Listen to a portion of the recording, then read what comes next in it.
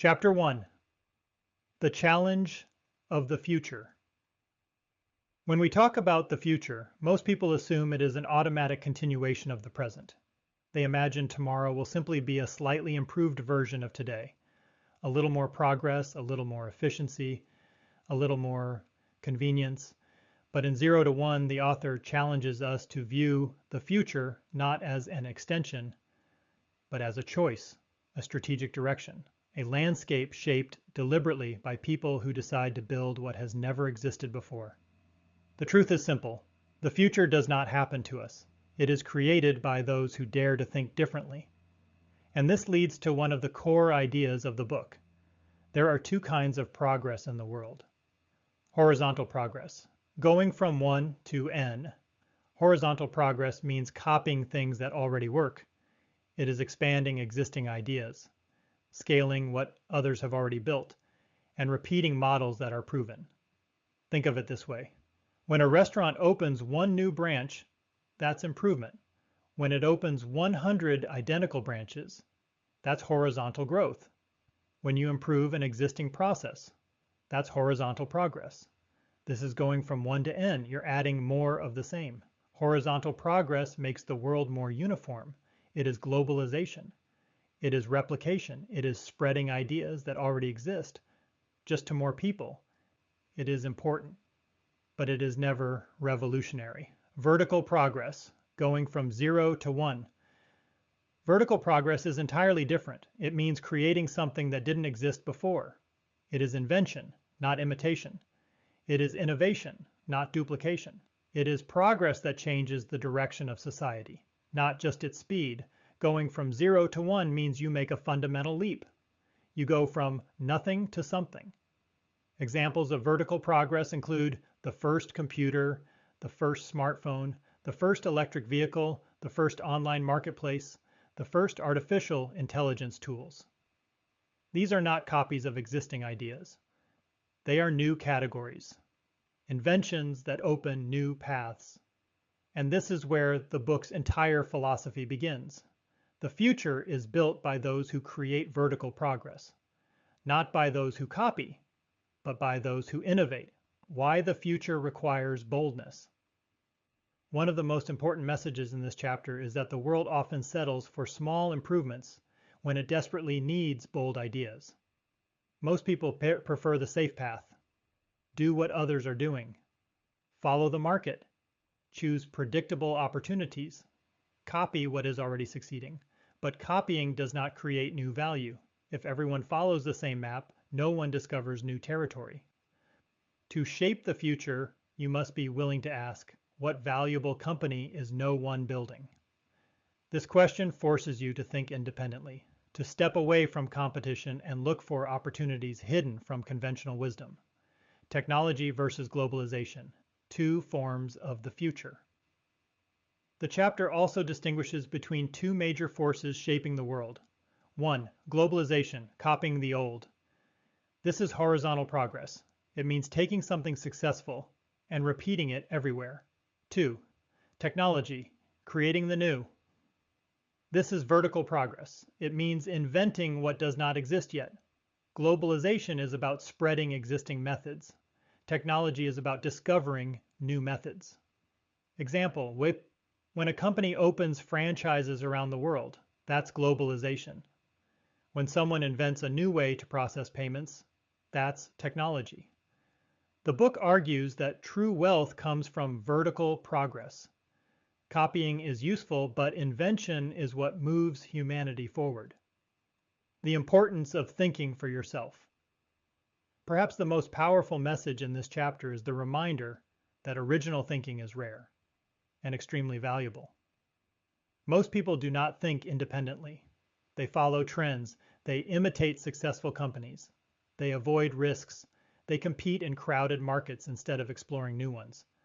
But innovators, real innovators, ifalis, do the opposite. They question assumptions, challenge old business models. Look for secrets the world has not noticed. Create new categories instead of entering existing ones. In business, the greatest rewards go to those who create something truly unique, something no one else is building. This is the essence of 0 to 1. The future you build determines the value. You create. The chapter concludes with a profound insight. The value of your work is determined by how much future you bring into the present. If your business simply repeats what others already do, your impact and your reward will be limited. But if your work creates a new path, a new idea, a new technology, a new way of solving a problem, then you are not just participating in the future, you are shaping it. This is the responsibility of every entrepreneur. Don't just build a company, build the future. Chapter 2. Party like it's 1999. The late 1990s were a strange moment in business history, a time when logic and reality quietly stepped aside so enthusiasm and excitement could take the stage. Companies were being valued not by their profits, but by their page views, their potential, and sometimes just by their bold claims. In this chapter, we examine how an entire generation of entrepreneurs drifted into the same shared illusion, and what lessons modern founders must take from that era.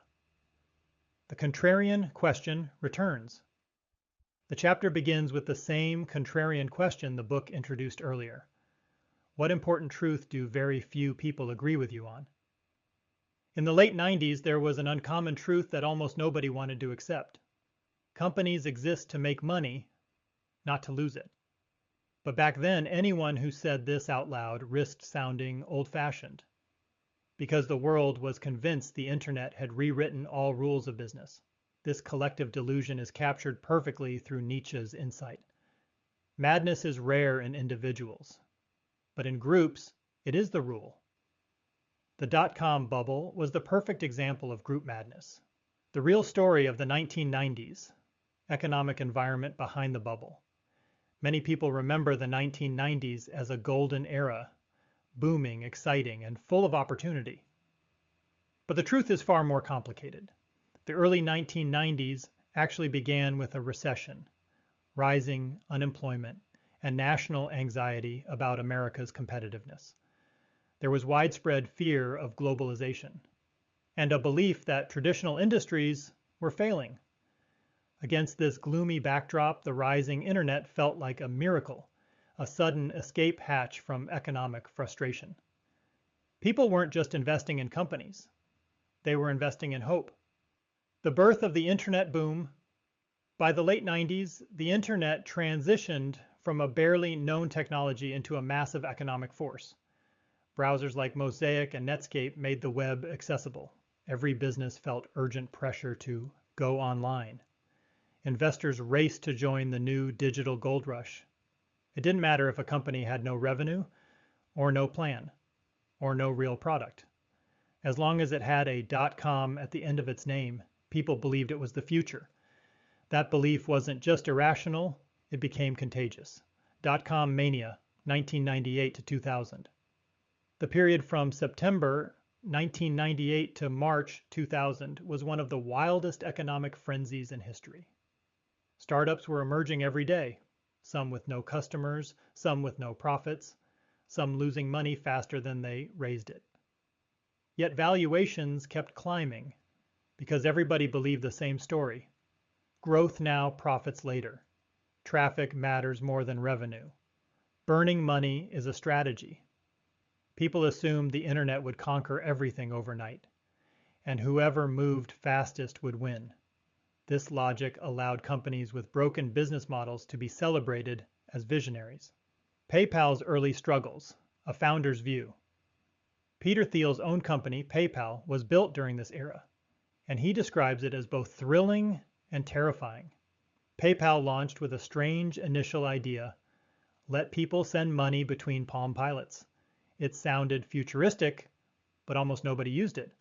Only when PayPal pivoted to email-based payments did growth finally begin. But even then, success was messy. The company spent aggressively to acquire users. Fraud was a constant threat.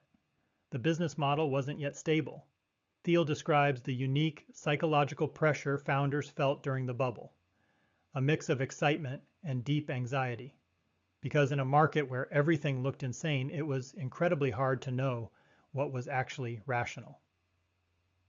The crash, when reality returned. When the dot-com bubble finally burst, it didn't just erase wealth, it erased illusions. Millions of people suddenly realized growth without profit is not a business. Hype cannot replace strategy. Markets eventually returned to fundamentals. In the aftermath, entrepreneurs drew several overcorrected lessons, principles that seemed wise at the time but weren't entirely accurate. Here were the new beliefs after the crash. Make only small improvements. Avoid bold ideas. Stay lean and keep everything flexible. Don't create new markets, just improve existing ones. Focus on product, ignore sales. These ideas shaped Silicon Valley for years. But as the book argues, they created a culture afraid of ambition.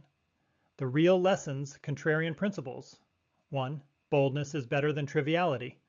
Playing small is often a bigger risk than aiming high. 2. A flawed plan is better than no plan. Businesses need direction, not endless flexibility. 3.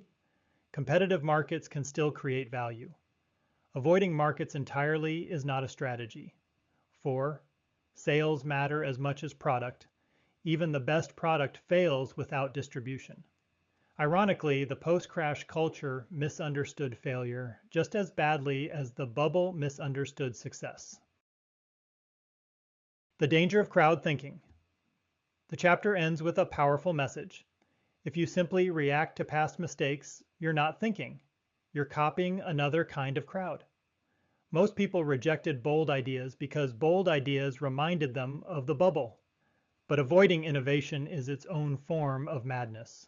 The only way to avoid repeating collective errors is to think independently, not by opposing the crowd randomly, but by examining what is true, even when others disagree. The dot-com bubble wasn't just a financial event. It was a lesson in human psychology, a reminder that entire societies can drift into illusions without noticing. And it teaches a crucial truth for today's entrepreneurs. You must think clearly, especially when the world is excited, afraid, or confused, because progress depends not on following the crowd, but on understanding reality better than others do. Chapter 3, All Happy Companies Are Different. Every successful company has one thing in common. It is unlike any other company that exists. This is the central argument of Chapter 3, and it challenges a deeply rooted belief in business, the idea that competition creates greatness. According to Thiel, the opposite is true. Great companies are great precisely because they escape competition, not because they embrace it. This chapter explains why. 1. Creating value is not enough. You must capture it. Most people assume a business becomes successful by creating value for customers. But value creation alone does not guarantee survival. Thiel argues that a company must also capture value, meaning it must earn enough profit from the value it creates to sustain itself. To understand this, compare two industries, U.S. airlines. They create enormous economic value. They move millions of passengers. They generate billions in revenue. They enable trade, travel, tourism, and global business. Yet airlines make almost no profit. At one point, U.S. airlines made only 37 cents per passenger. Despite the importance of air travel, competition keeps them trapped in low margins. Google creates value too, but it also captures a large share of that value. It maintains roughly 21% profit margins, far higher than airlines. The difference? Google is a monopoly in its space. Airlines operate in brutal competition. And that leads us to the core lesson. 2. Competitive markets destroy profits. Economists describe markets using two extremes: perfect competition monopoly. Let's explain this clearly. In a perfectly competitive market, companies have no power. They produce similar products, sell them at similar prices, and fight over thin margins until profits vanish. In contrast, a monopoly is a business that has no meaningful competitors, controls its market, sets its own prices, earns long-term profits, can reinvest in innovation. In competition, you fight for survival. In monopoly, you build the future. Thiel's provocative message is simple. If you want to build a truly great company, don't compete. Build something so unique that no one can compete with you. 3. The lies companies tell about competition. This chapter is famous for exposing two kinds of lies businesses tell, and both lead entrepreneurs into danger. Lie number 1, monopolists pretend they're facing competition. Large, dominant companies downplay their dominance. They pretend they are just a small player to avoid attention from. Regulators, politicians, journalists. The public Google is the classic example. Google publicly insists it competes with Apple, Facebook, Amazon, thousands of software products. But this is misleading. In search, Google is a pure monopoly. Monopolists hide. Lie number 2, competitors pretend they're unique. Companies stuck in competitive markets do the opposite. They exaggerate how special their business is. They describe tiny markets as if they dominate them. They narrow the definition of their market so they appear differentiated. Example, a small New York restaurant may claim it has no competitors because it offers Peruvian-Italian fusion. But in reality, it competes with every restaurant in the city. Competitors boast. Monopolists hide. Both distort the truth. 5. Monopoly. Capitalism. Why monopolies drive progress. This is the most controversial idea in the chapter. Monopolies, not competition, drive innovation. Competitors don't have time or profit to invest in new ideas. Monopolies do. Take Google again. Because it makes enormous, stable profits, it can invest in artificial intelligence self-driving cars, medical research, renewable energy moonshot projects. Competitive businesses can barely survive. Monopolies can imagine the future. 6. The fundamental question of the chapter. This chapter is built around a single, powerful question. What valuable company is nobody building? Answering this question requires independent thinking. It forces you to search for hidden opportunities, overlooked markets, problems everyone assumes are solved, needs people have but can't articulate ideas others dismiss too quickly. This question is the origin of monopoly creation. It is how companies go from 0 to 1. 7. Lessons for entrepreneurs. Here are the practical lessons the chapter teaches. Lesson 1. Don't enter a crowded market. Crowded markets destroy profit. If you look like everyone else, customers treat you like everyone else. Lesson 2. Build something uniquely valuable. Innovation means creating something new, not improving something old. Lesson 3. Think bigger than differentiation. Being slightly different is not enough. You must be fundamentally different. Lesson 4. Think long term. Your goal is durable advantage, something that lasts for decades, not months. Lesson 5. Design a monopoly from the beginning. Every great business starts small, but it must be aimed toward dominating a specific niche. The truth is simple, but uncomfortable. Competition is not the path to greatness. Uniqueness is.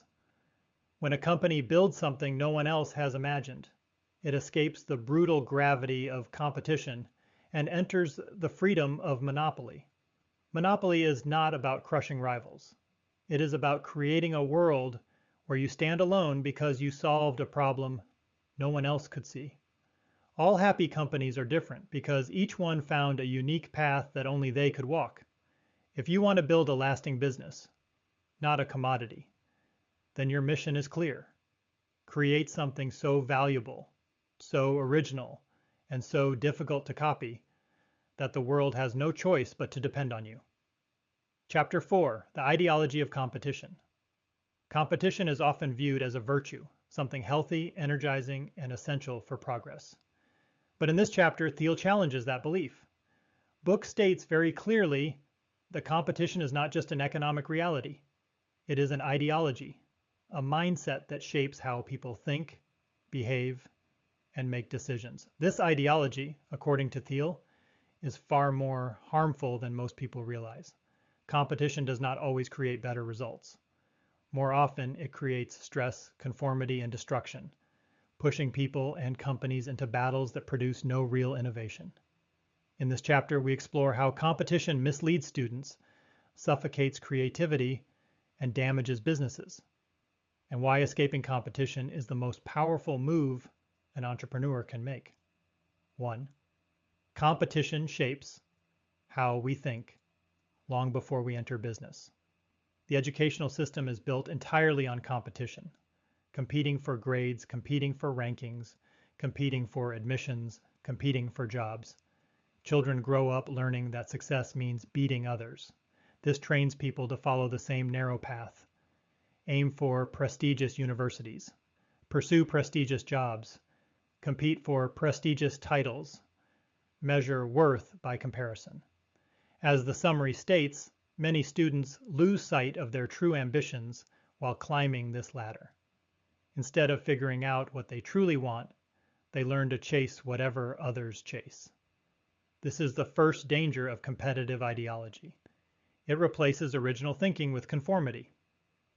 2. How competition kills. Creativity. Innovation demands curiosity, courage, and independent thought. But competition trains people to become efficient followers, not original thinkers. Competition rewards conformity, predictability, repeating what others already value. It punishes unconventional thinking, exploration, long-term vision. When you are constantly comparing yourself to others, you stop asking the deeper question, what unique value can I create that no one else is creating? Instead, competitive thinkers ask, how do I beat them? When innovators ask, how do I escape them? 3. War and peace. Why business rivalry is destructive competition often resembles war, not productive effort. In war, the objective is not to build, but to destroy. When businesses obsess over rivals, they lose sight of customers, strategy, and innovation. They fall into zero-sum battles that produce no new value. The summary describes how rivalry leads to poor decision-making, reactive strategies, imitation emotional decisions, wasted resources. And the examples make this very real. Microsoft versus Google Thiel's point is that both companies became so obsessed with each other that they wasted years competing in areas that did not matter. This rivalry delayed innovation and drained resources. Pet supply wars of the 1990s. Several companies fought brutally for dominance, spent enormous money attacking each other, and ultimately collapsed. Competition didn't produce a winner. It produced destruction. 4. Why people become blind. Inside competitive battles. Competitive ideology tricks people into believing that the only way to win is to defeat someone else. But when your focus becomes the rival, you stop seeing new opportunities unmet, needs alternative markets, different business models, creative paths. Book explains that competitors become myopically focused on each other. They begin to resemble Shakespearean rivals, characters locked in emotional conflict, unable to escape the drama long enough to think rationally. In this state, founders and companies stop building value and start building resentment. 5. How Thiel learned. This personally. Chapter 4 includes a brief reference to Thiel's own career. He once pursued a prestigious Supreme Court clerkship, a highly competitive badge of honor. According to your PDF, he later realized that if he had achieved it, he would have been trapped in a conventional career path. It would have killed his entrepreneurial future. This is a powerful lesson. Winning competitive games often locks you into the wrong life. People fight so hard to climb ladders without realizing those ladders are leaning against the wrong walls. 6. Why escaping competition creates freedom. This book explains that Thiel believes competition is the opposite of progress. In competition, you are reactive. In competition, you think short-term. In competition, your moves depend on your rival. In competition, your identity becomes tied to comparison. But when you escape competition, you think long-term. You focus on customers, you innovate freely, You build a monopoly. You create value instead of fighting for it. Innovation and monopoly go hand in hand. The chapter's conclusion states that recognizing the harmful nature of competition leads to healthier, more innovative business practices. 7. A simple example for your audience. The PDF includes an excellent example for beginners. A young entrepreneur has a fresh idea. At first they feel creative and excited, but then they look at the market and instantly become obsessed with what everyone else is building. Suddenly, the mission shifts from creating something valuable to simply outperforming others. This forces them into imitation, not innovation. But if they focus on their unique insight instead, they can create a creative monopoly, a company so uniquely valuable that it does not need to compete. 8. Competition can even mislead. Academic Thinking book includes a critical thinking section, noting that some economists believe competition can encourage innovation. Thiel doesn't deny this entirely, but he argues that the best innovations happen when people are free from competitive pressure, not trapped within it. Competition may cause incremental improvements, but monopolies allow for breakthrough innovations. Competition is not a path to greatness. It is a trap. It convinces intelligent people to chase the same goals, fight the same battles, and sacrifice their individuality for the sake of winning a race that creates no real value. True innovation requires stepping out of the competitive mindset entirely. The companies that truly change the world do not win by defeating rivals. They win because they create something new, something original, something so valuable that competition becomes irrelevant. The ideology of competition blinds people. The strategy of innovation frees them. Chapter 5. Last Mover Advantage. In business, people often talk about first mover advantage. The idea is simple. If you enter a market before anyone else, you dominate it. But in 0 to 1, Peter Thiel argues the opposite. The companies that truly win are not the first movers. They are the last movers, the ones that finish the race with a durable monopoly. The companies that succeed are those that create long-lasting value, not those that simply show up early. To build a great business, you must design it to last not for months, but for decades. This chapter explains how. 1. Being first is not enough. Many startups believe being first guarantees success, but history proves otherwise. Friendster came before Facebook. Alta Vista came before Google. Palm Pilot came before the iPhone. MySpace came before modern social networks. Being first often means you are the first to make mistakes. Being first forces you to educate the market.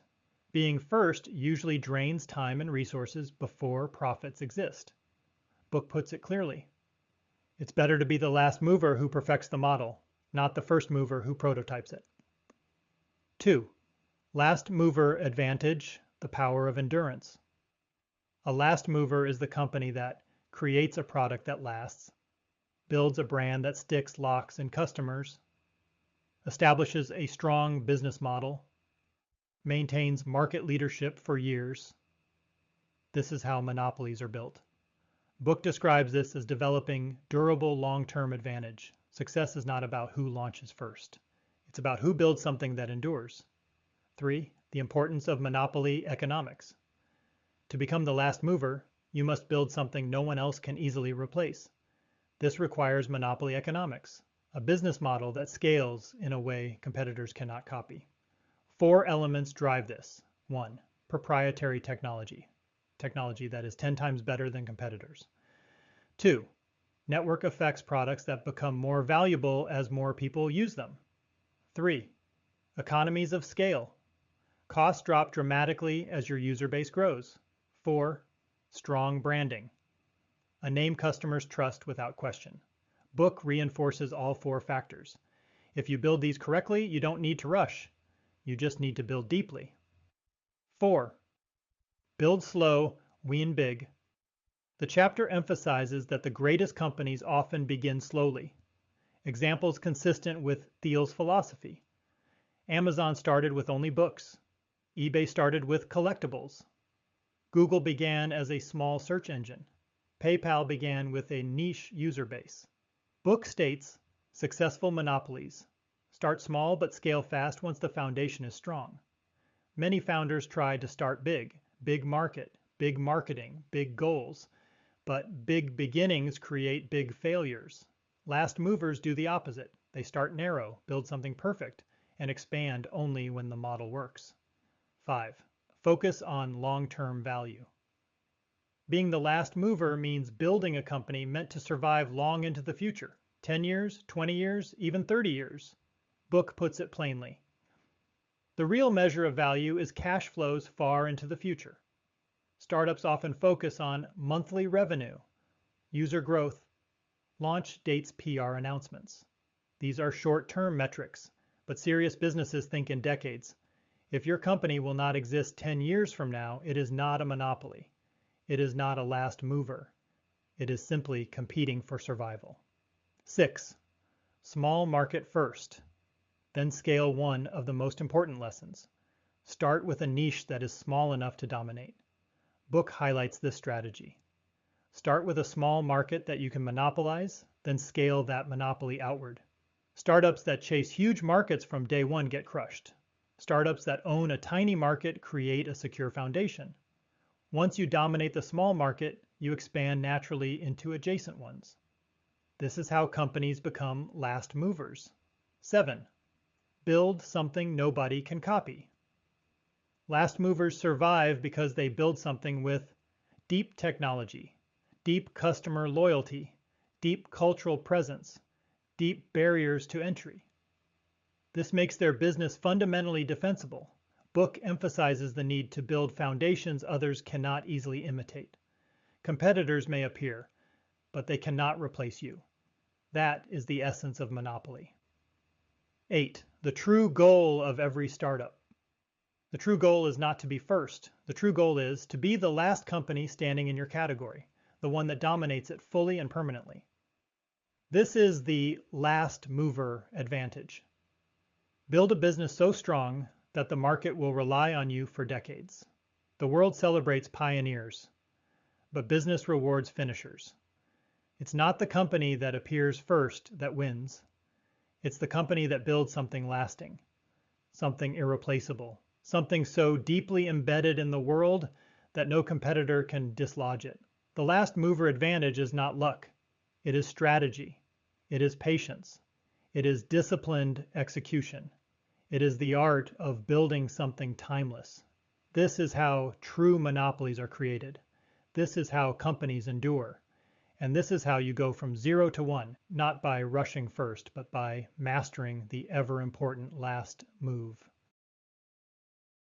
Chapter 6. You are not a lottery ticket. Chapter 6 challenges one of the most damaging beliefs in modern business. The idea that success is random, influenced mostly by luck, timing, or external forces beyond your control. Book states this very clearly. Many people behave as if they are lottery tickets, waiting for chance to determine their fate. Thiel argues the opposite. Great founders believe the future is not a matter of chance. It is a matter of choice, design, and disciplined planning. This chapter teaches entrepreneurs how to think with certainty, not randomness. 1. 2 opposing worldviews, definite versus indefinite. According to the book, societies operate under two broad beliefs. One definite view of the future. The belief that the future can be planned, shaped, and controlled. People with a definite mindset set long-term goals, make deliberate plans, pursue mastery, build deep skills, create structured strategies. These individuals believe success is made, not found. 2. Indefinite view of the future. The belief that the future is random and unpredictable. People with an indefinite mindset avoid long-term planning, keep options open, jump from job to job, wait for opportunity, react instead of lead. They do not choose a direction. They hope luck picks one for them. Book calls this drifting into the future without a clear plan. 2. Indefinite optimism, the West's current mindset. The summary explains that modern culture encourages indefinite optimism. This mindset says tomorrow will be better, but we don't know how. We trust progress, but we have no strategy. We hope for success, but we don't define it. This leads to careers built on general degrees, vague ambitions, jumping industries, hoping something eventually works. People become excellent at preparing, but terrible at doing. 3. Why indefinite thinkers don't build great companies. In book lists several consequences of indefinite thinking. They avoid committing to one path. They diversify their efforts, hoping one works. They don't master deep skills because they fear choosing the wrong skill. They rely on credentials instead of capability, collecting degrees but not building experience. They confuse activity with progress. Busy but not moving forward. This mindset is fundamentally incompatible with entrepreneurship. Startups require direction. They require focus. They require a vision of what the future should look like. Without that, founders become lottery thinkers, hoping randomness turns them into success stories. 4. Definite optimism, the mindset of founders. The opposite mindset, definite optimism, is the foundation of every successful company. Book emphasizes that great founders believe the future can be built, commit to specific long-term plans, choose one direction, and pursue it relentlessly. These people treat the future like a project, not a mystery. Examples: Elon Musk. He didn't wait for someone to improve electric vehicles. He built Tesla with a deep, definite plan. Jeff Bezos. He saw the future of online commerce and deliberately built step by step toward it. Peter Thiel and PayPal. He pushed even when critics said the idea of online payments was unrealistic. These founders were not lucky. They were determined. 5. The problem with keeping your options open. Modern society praises flexibility, but this book argues this is a trap. When you keep all options open, you commit to none. Examples: students study general fields to avoid choosing a career. Professionals jump companies every year, hoping for luck. Entrepreneurs try to enter many markets instead of owning one. But great companies are built by founders who commit early. Indefinite thinking creates wanderers. Definite thinking creates builders. 6. Why real success is planned, not random. Book notes businesses that succeed share a pattern: clear mission-structured plan, long-term strategy, consistent focus. No monopoly is random. No lasting business is built by accident. Lottery thinkers look for the next big thing. Definite thinkers create the next big thing. 7. Finance and indefinite thinking. The chapter also explains how the financial world became a symbol of indefinite thinking. Money is moved, not invested in long-term projects. Investors diversify instead of committing people trade for short-term gains. No one builds deep expertise. The financial industry thrives on uncertainty, but this creates no real innovation. It is liquidity, not creativity. This is why finance cannot shape the future. Only builders can. 8. Definite optimism builds monopolies. To build a monopoly, you must see a future. Others don't see. Define a roadmap to get there. Focus on a narrow starting point. Build specialized knowledge. Execute with discipline. This explains that monopolies are created by people who believe their vision is achievable and work methodically toward it. Monopolies are not accidents. They are designed. 9. What this means for entrepreneurs. To avoid the lottery mindset, founders must choose a clear long-term goal. What will your company look like in 10 years?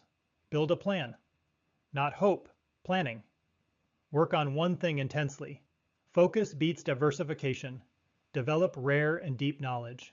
Mastery creates defensibility. Believe your actions matter. Luck is not a strategy.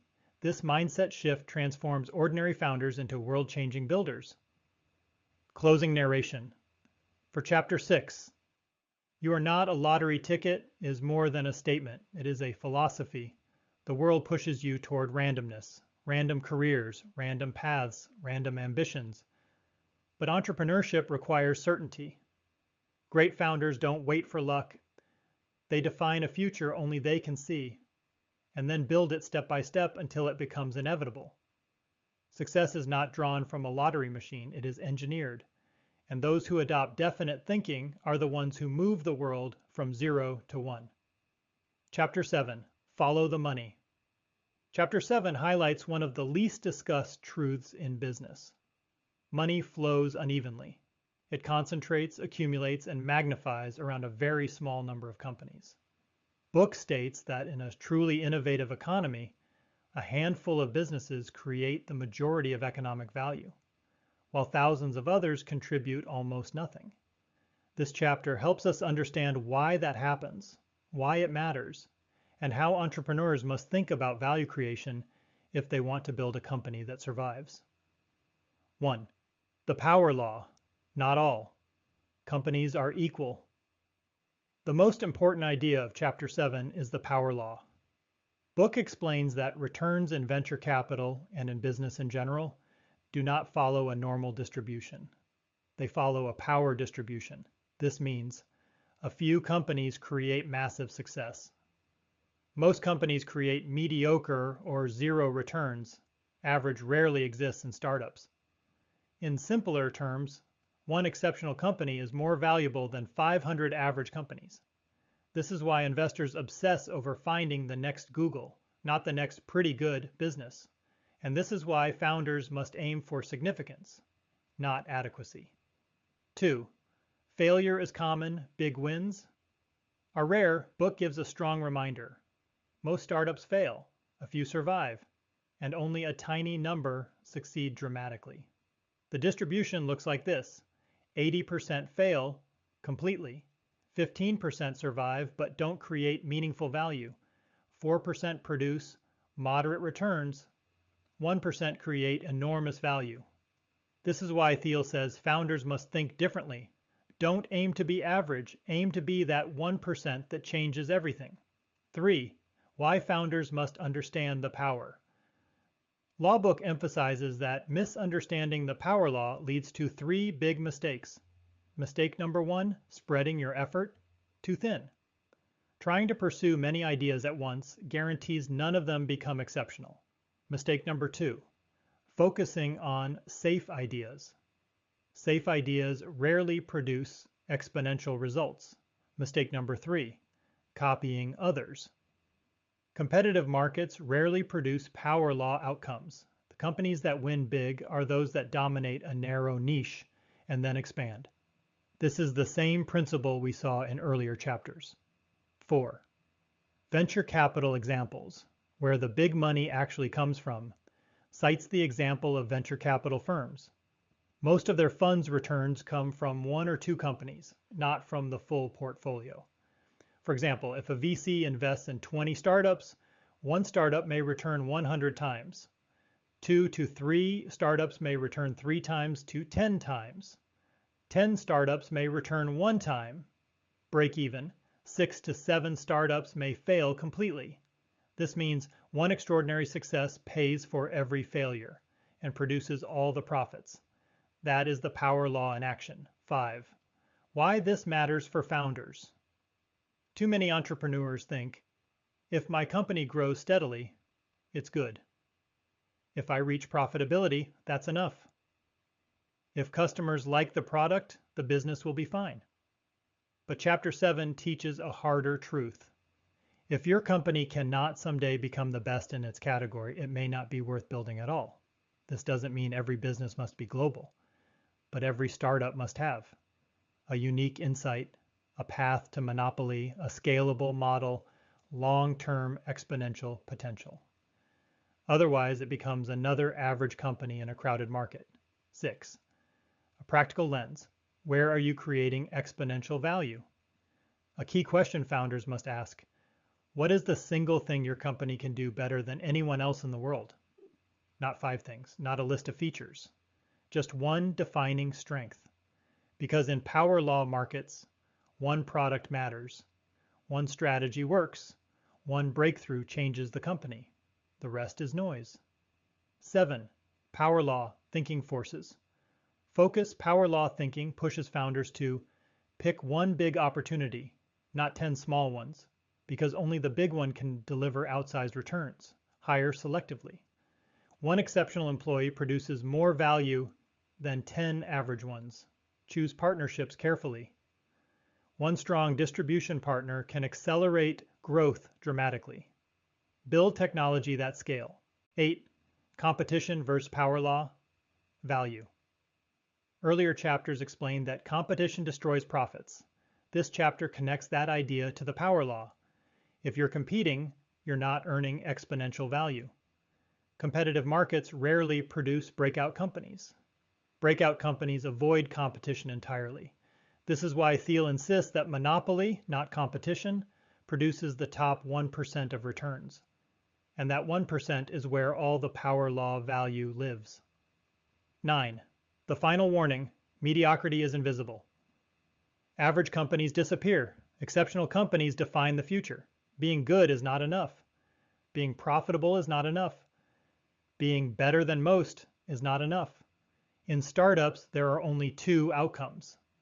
0-1, you either create exponential value or you are forgotten. The lesson from this chapter is simple yet powerful. Money, success, and impact follow a power law.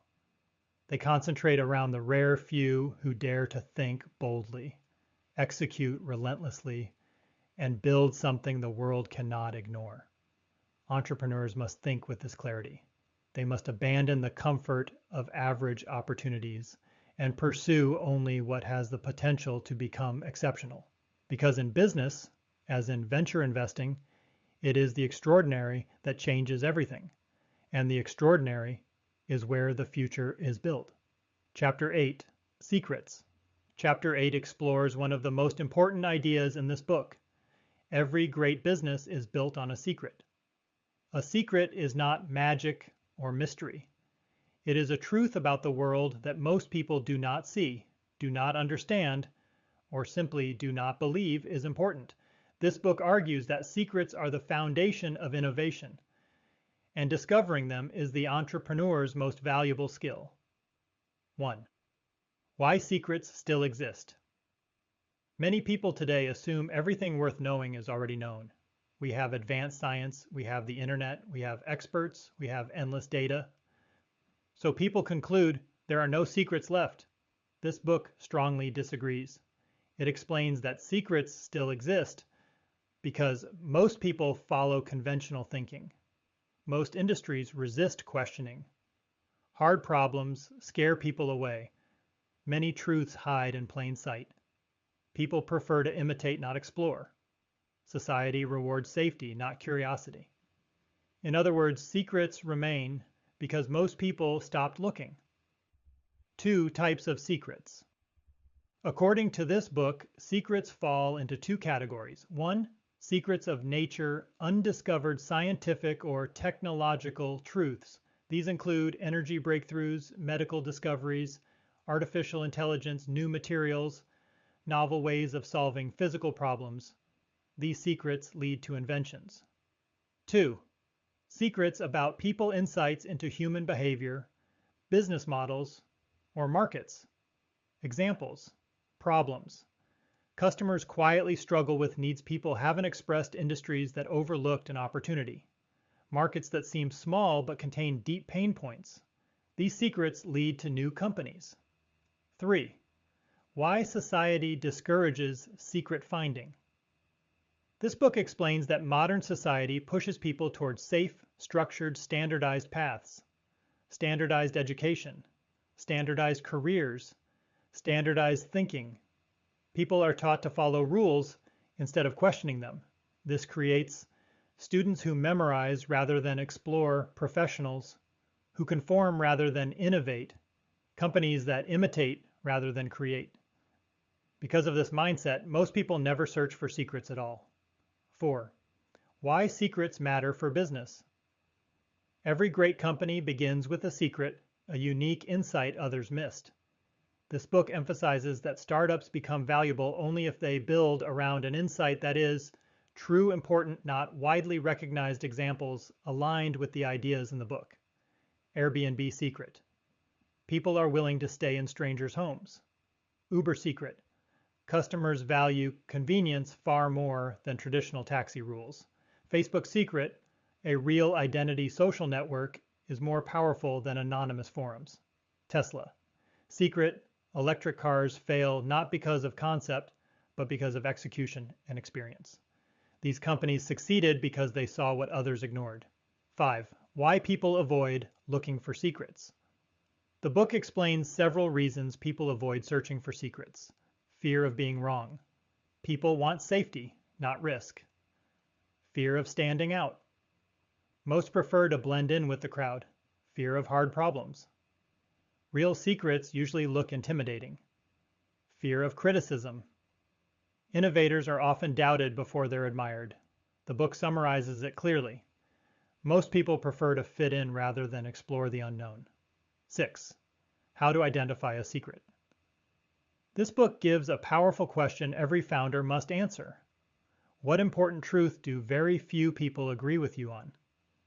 Finding a secret requires looking where others are not looking. Good places to search include problems, people complain about. Complaints point to unmet needs, processes that feel inefficient. Inefficiency hides opportunity.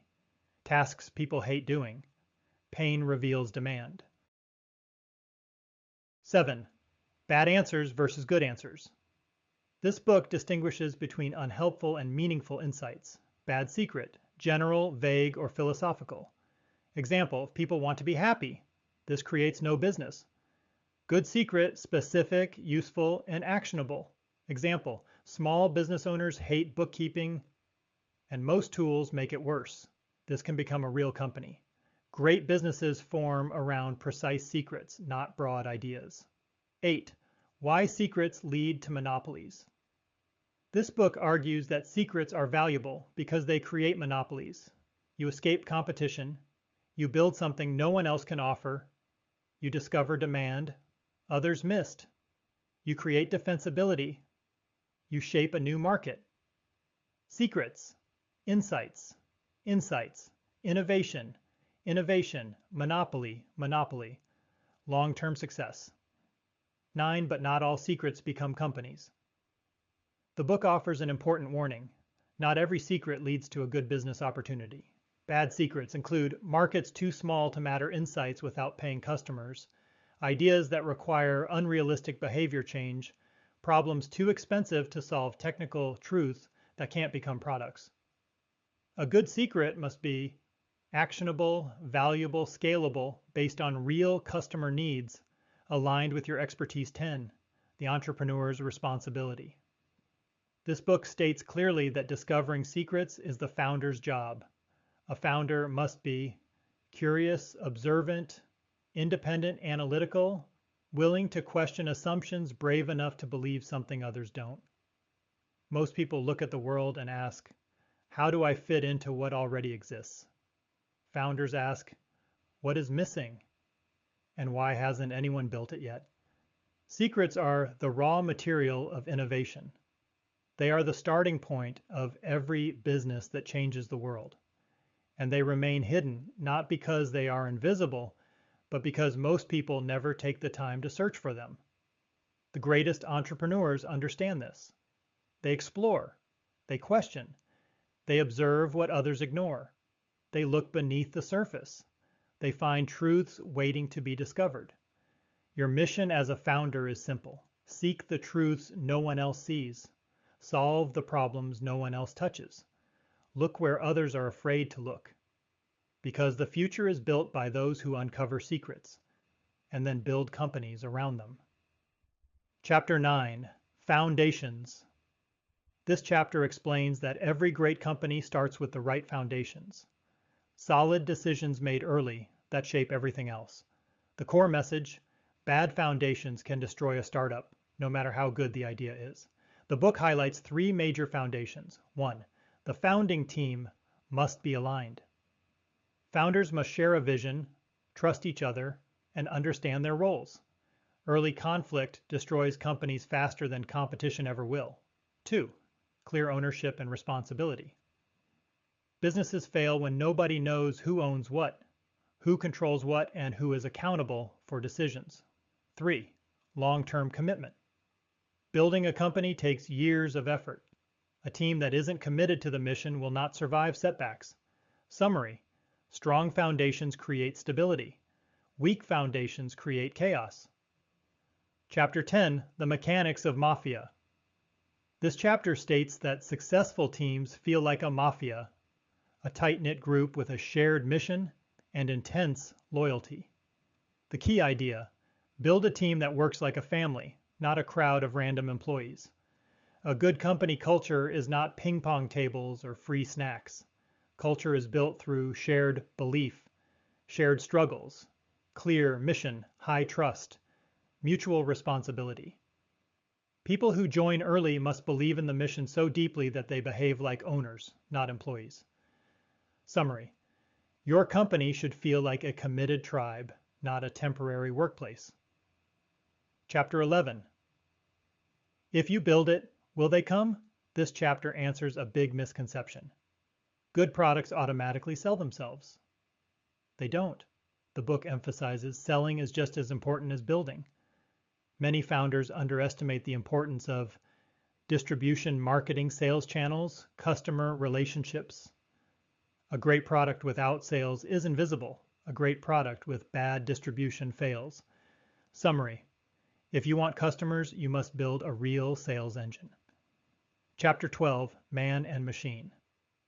This chapter rejects the idea that technology will replace humans entirely. The book explains the best businesses combine human intelligence with technology, not one or the other. Examples: computers analyze data, humans make judgments, software scales, people build relationships. The future belongs to companies that use technology to empower humans, not replace them. Summary: humans plus machines equals the strongest business model. Chapter 13: Seeing Green. This chapter uses the clean tech boom as a lesson in failure. Most clean tech companies failed because they ignored competition, assumed their tech would sell itself, had no real business model, misunderstood customers, burned money without strategy. The lesson: good intentions don't build great companies, strong fundamentals do. Summary: even noble ideas fail without differentiation, strategy, and execution. Chapter 14: The Founder's Paradox. The final chapter discusses the unique nature of founders. Founders often seem extreme, unusual, stubborn, unconventional. The book argues this is normal. Great founders must hold powerful contradictions, confident but not arrogant, optimistic but realistic, visionary but practical. And while society may criticize them, they are the ones who build the future. Summary: founders must embrace their differences, because those differences make innovation possible. Final wrap-up, quick ending for the book. 0 to 1 teaches one core truth. The future is built by people who create new things, not by those who copy the past. Great companies come from unique insights, long-term planning, deep focus, strong foundations, loyal teams, smart distribution secrets others don't see. From 0 to 1 means creating something truly new, something the world didn't have before you built it. That is the essence of entrepreneurship. That is how you shape the future. And that is how ordinary people become the innovators the world remembers.